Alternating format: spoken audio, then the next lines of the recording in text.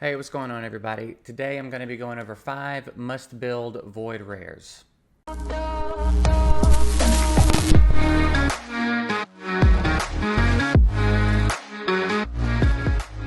So today we're going to be going over 5 must-build void rares.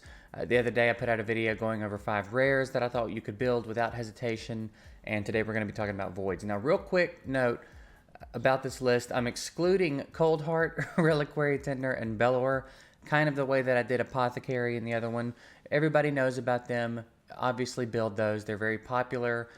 They're the 3 most popular void rares in the game, probably, so everybody knows. So I didn't just want to add them to the list for the sake of adding them to the list. So this is 5 aside from those 3, okay?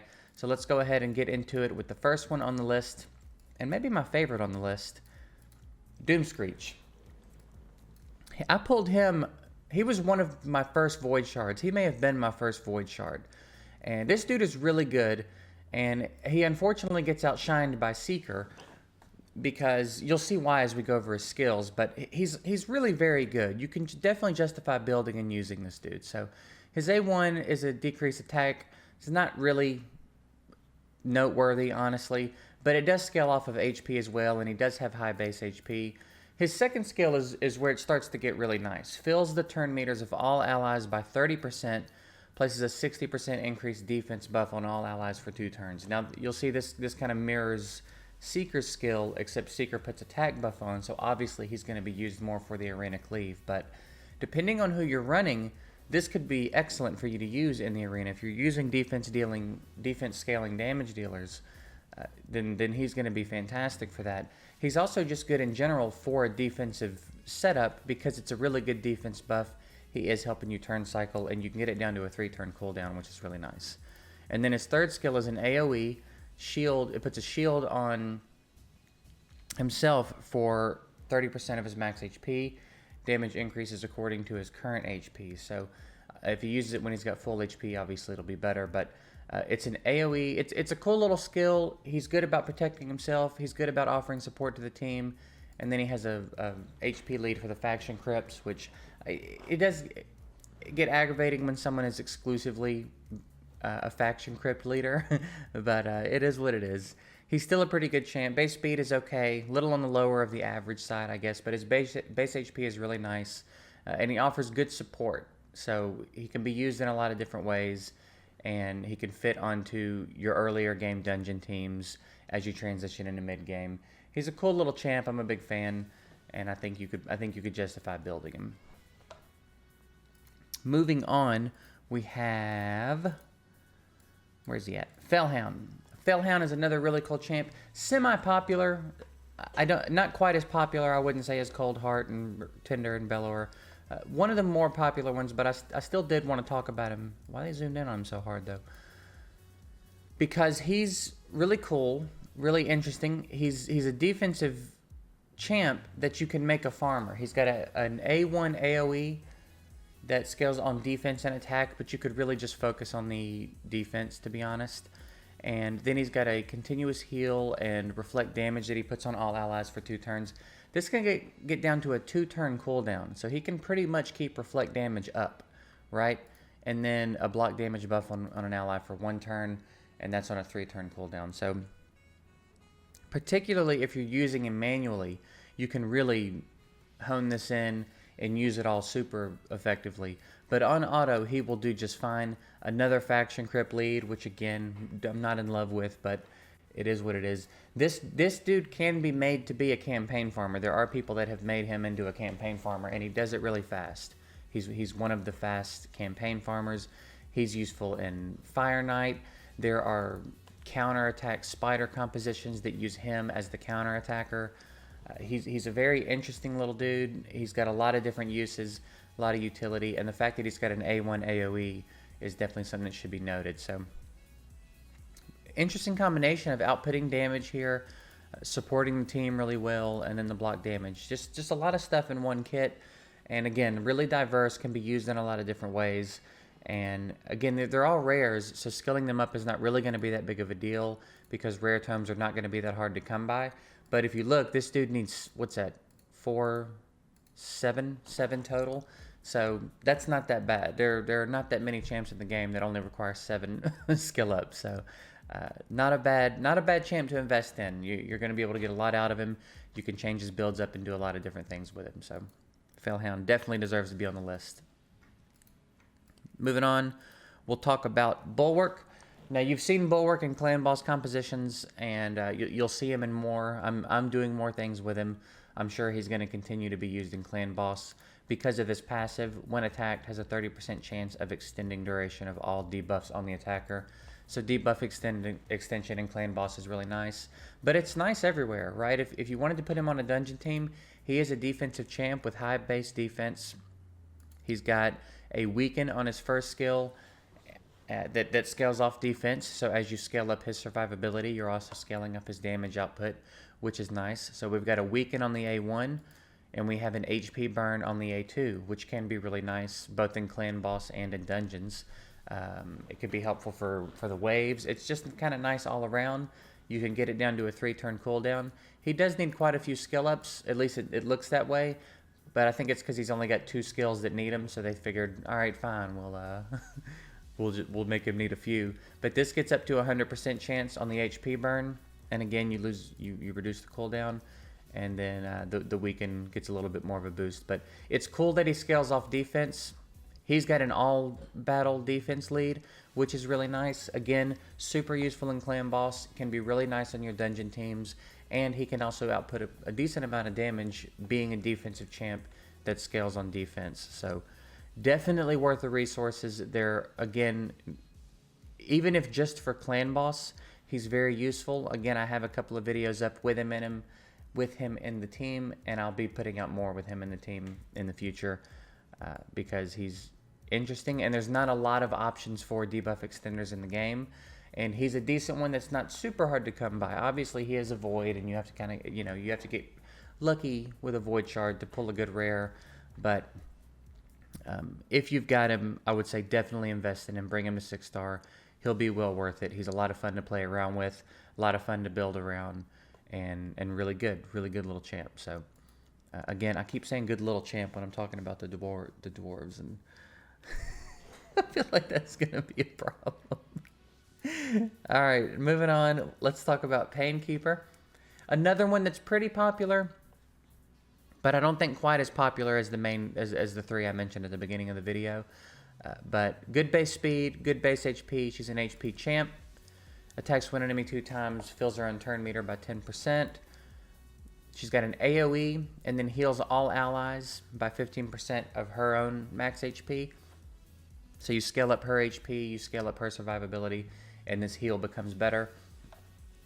Skilling it up also adds to the heal a good bit, and you can get it down to a 4-turn cooldown, so it's decent support. And then her A3, which is really why she's so popular, is decreases the cooldown of all ally skills by 1 turn, and you can get this down to a 4-turn cooldown. Now, you've seen her in my unkillable clan boss teams. There's a lot of variations of it that use 1, 2, or 3 of her. But again, like Bulwark, she's not exclusively useful in clan boss. She's part of a lot of dungeon teams, a lot of all-rare dungeon teams. That cooldown reduction that comes around and helps everybody get back around to their important skills, whether it be another heal or heavy damage or whatever it is. This is really nice, on top of the fact that she's also bringing some heals to the team, right? She's really nice. Another faction crypt lead. That seems to be a really popular thing with the Void Rares that I was not aware of until I started putting this together, but they like to do that. Make them only useful for leads and faction crypts. But she's very solid. She's not a super complicated champ. She is very effective on auto. Helping the team get through their cooldowns faster is going to be very helpful. Solid heal, especially as you scale her HP up. She's got good base HP, so it's going to scale well, and then when you scale it up, it'll do even better. Good base speed. It's going to be easy to fit her into most teams, honestly. Most of your dungeon teams, if you're trying to push further through, there are a lot of different clan boss setups that utilize her cooldown reduction. So excellent champ, well worth the investment. Could probably get away with building a couple of her, whether it be for a specific type of clan boss comp or to use in different ways. Really cool champ. And I've never actually really looked at her skin in detail, but it's actually a pretty dope skin too. I really like that shield. So yeah, a little, I don't know, pretty cool little bonus for her there, I guess. And then the last one is Veteran. Now, Veteran's one that I don't think is as popular as he is effective, if that makes sense. Now, he's a defense champ with very high base defense. That is really good base defense. And let's talk about what it is that makes this dude so good. He's got a good attack break on his first skill. Attacks one enemy 2 times, 35% chance of placing the attack break. Damage inflicted is proportional to defense. You can get this up to a 50% chance. That's a 50% chance at the stronger version of attack down on his A1. This makes him very useful for clan boss if you're not running an unkillable comp. If you're running a comp that is designed to reduce the output from the clan boss and mitigate damage on your own team, this dude is really, really nice. He's a really good attack down option, especially if you're running a counter attack comp, right? Or maybe a Hyria / Longbeard type thing, where he's any opportunity that you get for him to use his A1 more, the better off you're going to be in clan boss.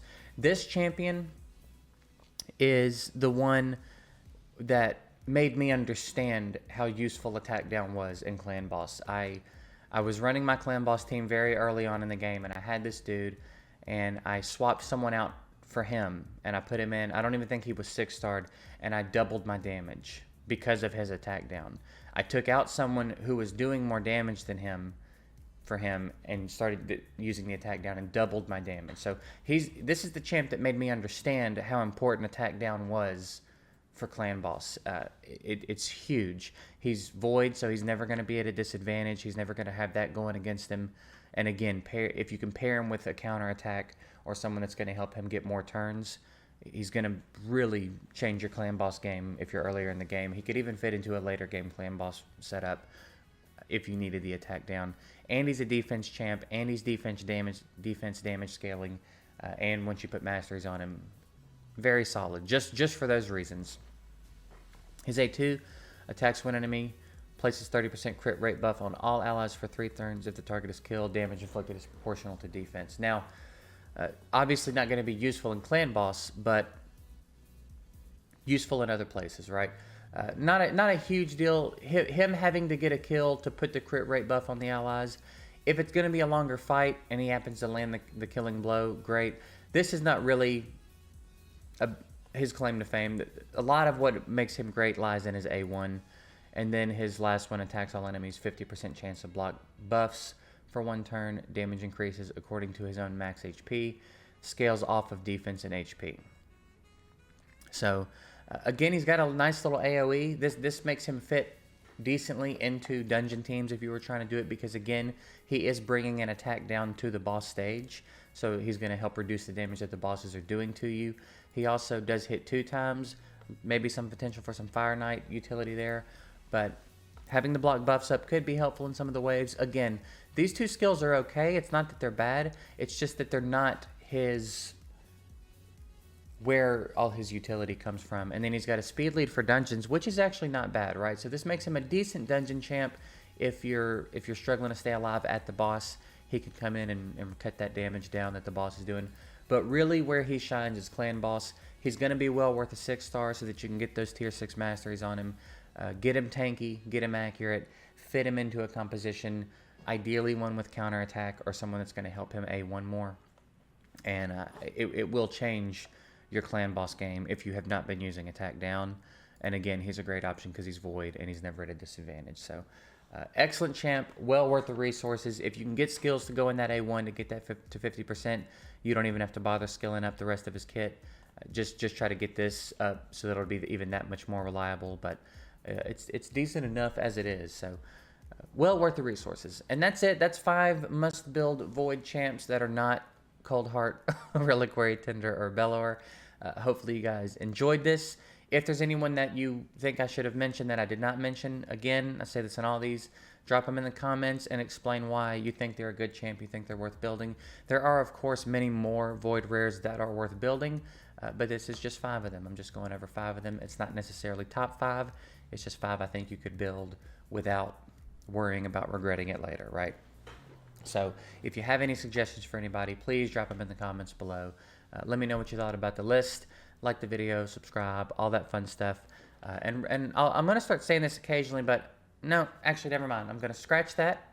Now you'll never know what I was going to say. Thank you guys for watching. I'll see you next time.